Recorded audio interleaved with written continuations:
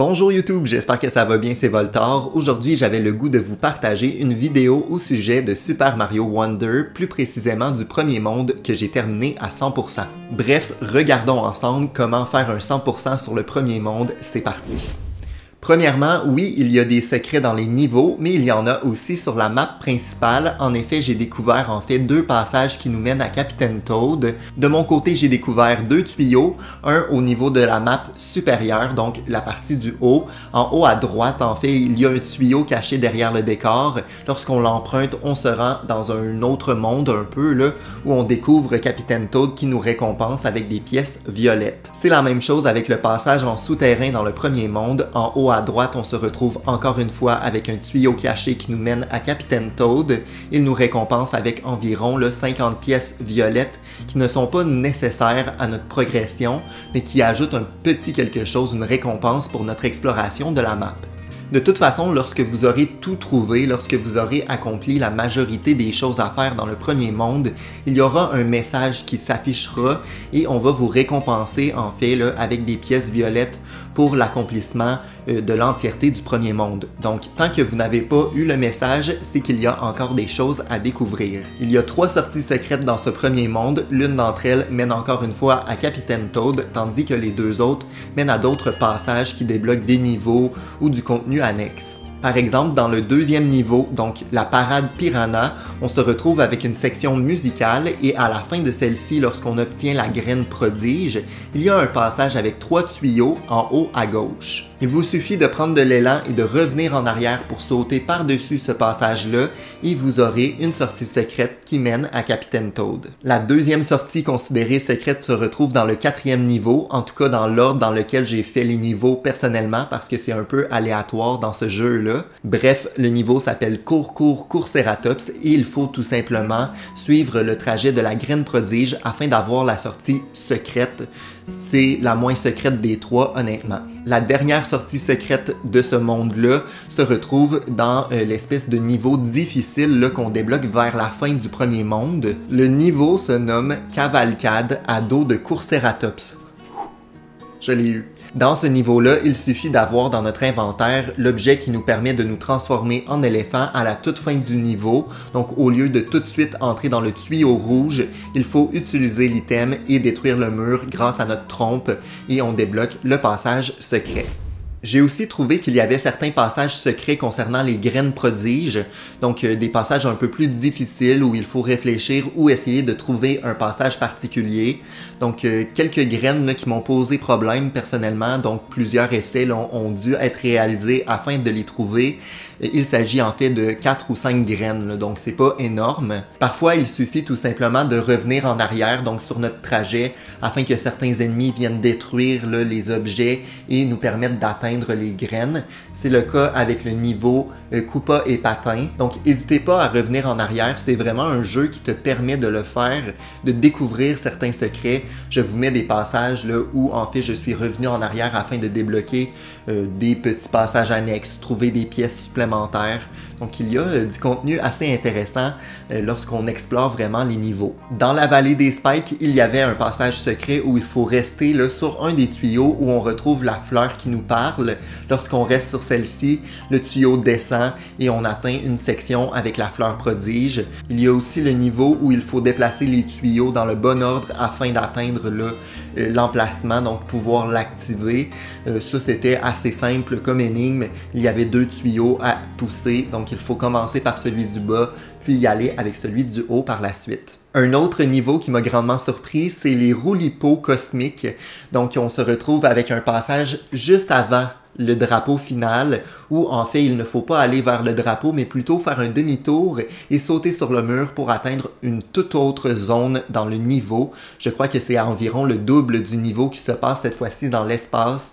Donc c'était un passage assez intéressant, encore une fois nous menant à une graine prodige. J'ai grandement été surpris par ce premier monde. Je dirais que le gameplay est vraiment varié. Les pouvoirs qu'on débloque, les badges, les petits secrets cachés un peu partout, même si ça nous donne tout simplement certaines pièces parfois, mais c'est intéressant d'explorer des zones assez variées là, dans les niveaux.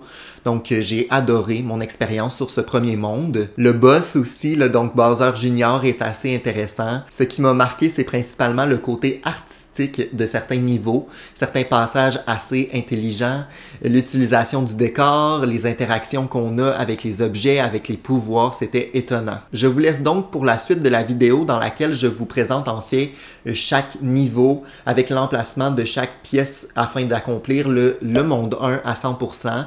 Évidemment, je ne parlerai pas tout le long, je vais tout simplement vous montrer les séquences vidéo que j'ai enregistrées, mais je vous laisse avec ça pour la suite. Si jamais ça vous a plu, n'hésitez pas à mettre un pouce en l'air, à vous abonner, à me dire tout ça en commentaire. Si jamais j'ai manqué un détail important, un secret unique ou tout ça, mentionnez-moi aussi tout ça en commentaire, ça me fait toujours plaisir de vous lire. Vous me direz également si ça vous intéresse d'avoir une vidéo sur le deuxième monde et je vous laisse donc avec la suite de la vidéo avec l'emplacement de chaque pièce violette dans ce premier monde. Donc merci beaucoup à vous tous.